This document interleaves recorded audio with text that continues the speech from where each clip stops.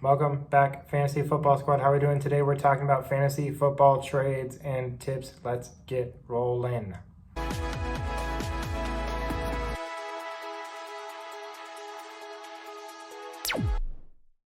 Welcome back, squad. How are we doing today? We're talking about fantasy football trades, how to make them beneficial, and how to win the trading game. Let's jump right in.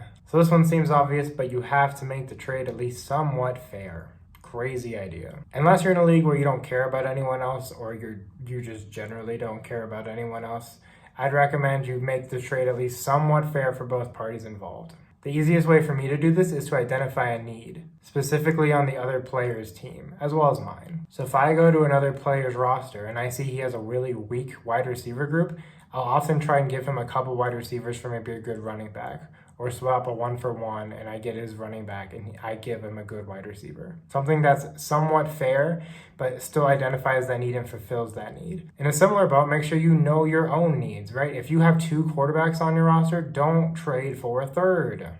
Crazy. Something I think you need to know is that if you're trying to get the best player in the trade, if you're trying to get the best player in the trade, you're gonna have to overpay. If you're doing a 2-for-1 or a 3-for-1 or a 2-for-2, you're likely going to have to overpay to some degree for the player who's the best player in that trade.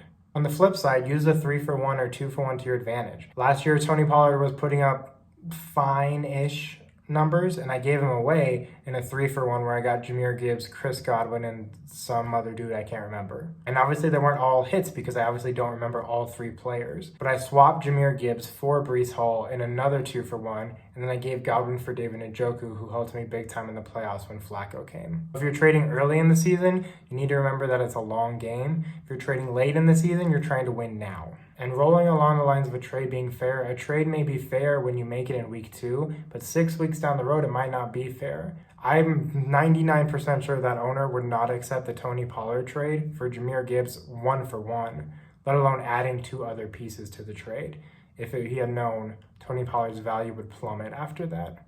But you're not going to know their value in 6 weeks, nearly as well as you know it now. So use that to your advantage. And this might seem super obvious. Don't trade for an injured player. I hate trading for injured players or getting injured players. I don't like drafting them. I don't like trading for them. I don't like having them on my roster. Get them off your team. Thanks for checking out the video, y'all. Follow us on Twitter. Check us out on YouTube if you haven't already. We got a ton of other cool stuff coming, and we got some other videos that we have uploaded already.